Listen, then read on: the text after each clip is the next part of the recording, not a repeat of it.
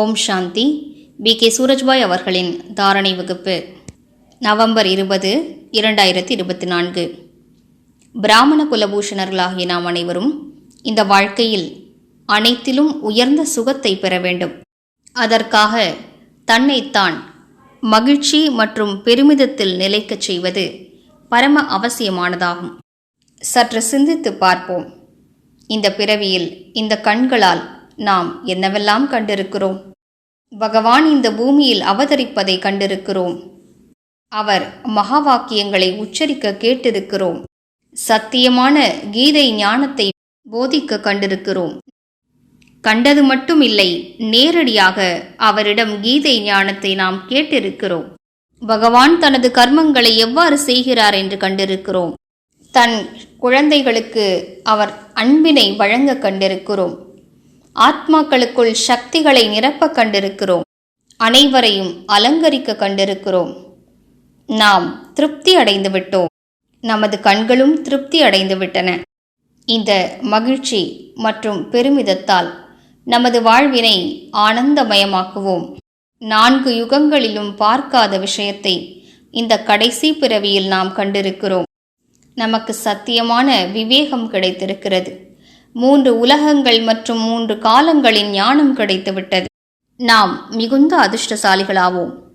இந்த ஆன்மீக பெருமிதத்தில் நிலைத்திருப்பதால் நமது புத்தி மிகவும் நல்லதாக, சக்தி வாய்ந்ததாக, ஒருமுகப்பட்டதாக ஆகிவிடும். மேலும் நாம் சகஜமாக யோகத்தில் நிலைக்க முடியும். யார் முழு நாளும் பலவிதமான விஷயங்களில் மூழ்கியிருப்பார்களோ அவர்களால் யோகத்தில் நிலைக்க முடிவதில்லை. எங்கே இப்படிப்பட்ட விஷயங்கள் இருக்குமோ அங்கே தந்தை இருக்க மாட்டார். ஏனென்றால் புத்தியானது அப்படிப்பட்ட விஷயங்களின் சிந்தனைகளிலேயே மூழ்கியிருக்கின்றது. அங்கே பகவான் வந்து அமருவதற்கு இடமே இருப்பதில்லை. எனவே யார் யோகியாக விரும்புகிறாரோ அவர் இப்படிப்பட்ட விஷயங்களிலிருந்தெல்லாம் விடுபட வேண்டும். பற்றுதல் என்ற மிகப்பெரிய மாயை உலகம் முழுவதும் பரவியிருக்கிறது. இதில் மனிதர்கள் அனைவரும் மூழ்கி கிடக்கிறார்கள். சிலருக்கு தனது சொத்து, செல்வம் ஆகியவற்றின் பற்றுதல் இருக்கிறது. எனது என்ற உணர்வு இருக்கிறது. சிலரோ உறவுகளின் மீது மிகுந்த பற்றுதலோடு இருக்கிறார்கள். இந்த பற்றுதல் அவர்களை துன்புறுத்துகிறது, துக்கம் நிறைந்தவராக ஆக்குகிறது. பற்றுதல் என்பது இனிமையான விஷத்தை போன்றதாகும். அதை விடவும் முடியவில்லை, அப்படியே வைத்து கொள்ளவும் முடியவில்லை. ஆனால் நம்மையோ பாபா இந்த பற்றுதலிலிருந்து விடுவித்து விட்டார். நாம் இப்போது வீட்டிற்கு திரும்பிச் செல்ல வேண்டிய நேரமாகும் என்று நினைவுபடுத்தி இருக்கிறார். நாம் பற்றுதலில் என்னுடையது என்ற உணர்வில் மாட்டிக் கிடந்தோம் என்றால் வீட்டிற்கு திரும்பிச் செல்வது மிகுந்த கடினமான விஷயமாகிவிடும். ஆத்மா உடலிலேயே மாட்டிக்கொண்டு விடும். எவ்வளவு நேரம் மாட்டி இருக்குமோ மிகுந்த கஷ்டத்தை அனுபவிக்கும். பற்றுதல் எனது என்ற உணர்வு துக்கத்தையே கொடுக்கும். அன்பு சுகத்தை வழங்கும்.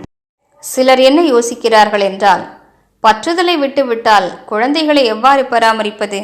அவர்களுக்கு பற்றுதல் என்பது வேறு, மாசற்ற அன்பு என்பது வேறு என்பதே தெரியவில்லை. பற்றுதலின் தொடர்பு உடலுடன் சார்ந்தது. அன்பின் தொடர்பு ஆத்மாவை சார்ந்ததாகும்.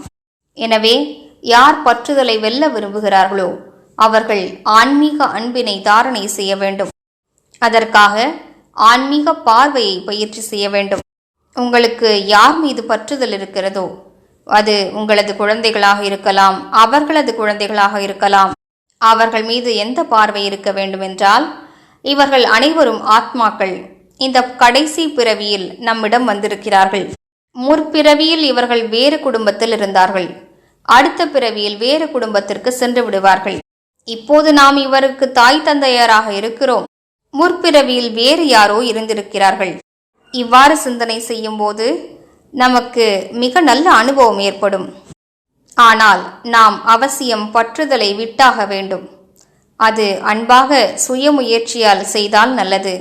இல்லை என்றால் தண்டனையை அனுபவித்தாவது பற்றுதலை விட்டாக வேண்டும். இப்போதே முயற்சி செய்து பற்றற்றவராக ஆகிவிட்டோமானால் அந்த அழகான வாழ்க்கையின் சுகம் கிடைக்கப் பெறும். துக்கம் முடிவடைந்துவிடும். பிறருக்கும் சுகத்தை பகிர்ந்தளிக்க முடியும். மேலும் யோகத்தில் நிலைத்திருப்பதற்கு மிகுந்த உதவி கிடைக்கப்பெறும். எனவே இன்று முழு நாளும் அனைவரையும் ஆத்மாக்களாக பார்ப்போம். அவர்களுக்கு உயர்ந்த அதிர்வலைகளை பரவச் செய்வோம். நான் உலக நன்மையாளராவேன், பூர்வீகமான ஆத்மா ஆவேன். இந்த சுயமரியாதையை நினைவு செய்தபடி அனைவரையும் ஆத்மாக்களாக காண்போம். ஒவ்வொரு மணி நேரத்திலும் ஒரு முறை அவசியம் செய்வோம். மேலும் அனைவரையும் ஆத்மாக்களாக பார்த்து என்னிடமிருந்து கிரணங்கள் வெளிப்பட்டு இந்த அனைத்து ஆத்மாக்களுக்கும் பரவுகின்றன என்று காட்சிப்படுத்தி பார்ப்போம். இந்த தூய கிரணங்கள் அனைவருக்கும் சுகத்தினை வழங்குகின்றன. இந்த பயிற்சியினால் சித்தம் அமைதி பெறும். ஓம் சாந்தி.